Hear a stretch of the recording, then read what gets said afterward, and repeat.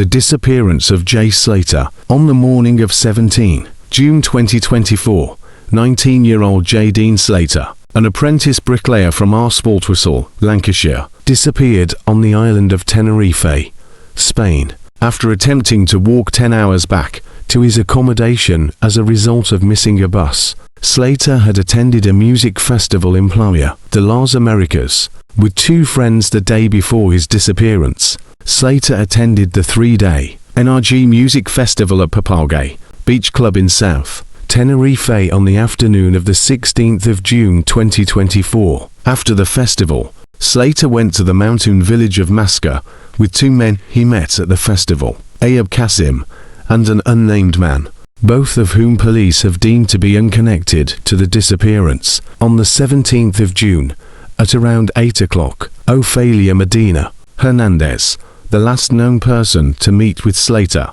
told him that his bus was due at 10 o'clock.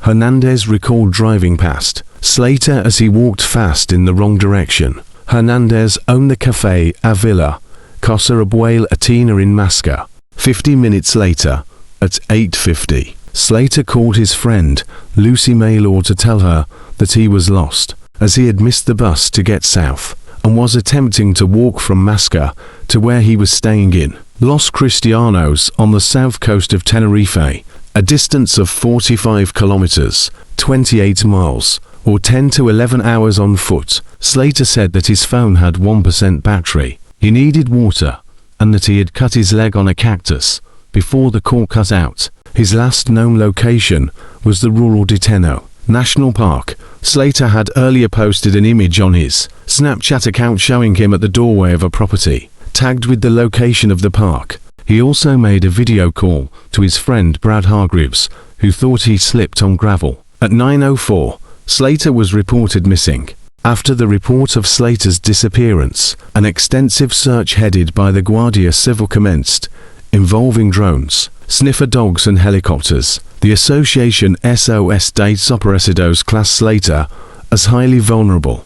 On the 19th of June, the search was temporarily moved to the Los Cristianos area due to a potential lead, but this was disregarded and the search returned north to his last known location at the Rural de Teno National Park. Local Guardia Civil and rescuers also searched a 2,000-foot deep ravine in the Teno Nature Reserve. The search for Slater was initially focused on two British men he had made friends with in Tenerife. 3 days before his disappearance, Slater left Playa de las Americas in a car with the men, who drove him 22 miles, 35 kilometers, north to an Airbnb in Masca.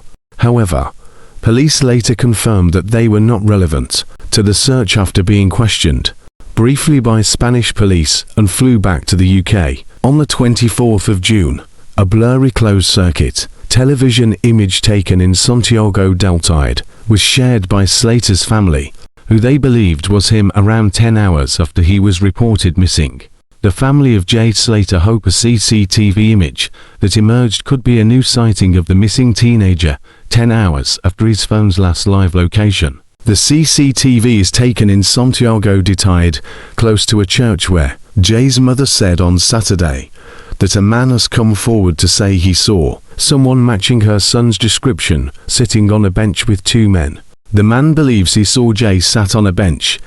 Their San Fernando Rate Church looking a bit worse for wear around the same time on Monday evening. A source close to the family told Mail and Line of the CCTV, "It looks like him and is certainly a man's shape, but we just don't know. It was taken near the church where a witness says he saw him, so we have to keep hoping." It comes as Jay's distraught dad Warren said his family are in a living hell as the search to find his son entered its second week. Speaking to the Sun in Santiago de Tide, he broke down in tears as he appealed for the safe return of Jay. The sighting is said to have taken place at 6 p.m., 10 hours after his phone last pinged around 3.5 miles away in the rugged Rural de Teno Park, where search efforts have been concentrated. Santiago de Tide is around 15 miles from the rave venue Jay was partying at. Comprehensive searches, involving specialist dogs drafted in from Madrid, found no trace of Slater. On the 29th of June, the Guardia Civil stepped up their search, urging volunteer associations to take part, despite the efforts of between 30 and 40 volunteers and rescue workers in the Masca and surrounding areas. Nothing of interest was found. The next day, on the 30th of June, the search for Slater was discontinued by the Guardia Civil. They later revealed it had carried out discreet searches to deter curious onlookers. The local police declined to state whether it was actively investigating if Slater's disappearance was linked to a parallel investigation. On the 2nd of July, they stated there was no indication Slater had been the victim of a crime. On the 14th of July, a specialist team of 6 volunteers and 4 dogs, based in the Netherlands, were deployed to the island, mounting a new search for Slater, and said there is more we can do. On the 15th of July, the Spanish police reported the discovery of human remains in the vicinity of the area of interest, close to the last known location of Slater's mobile phone. This was Juan Lopez Ravine, some 10 kilometers from the coast. The body was found with Slater's possessions and clothes. Tenerife newspaper Al Dia reported that a helicopter from the regional government's emergency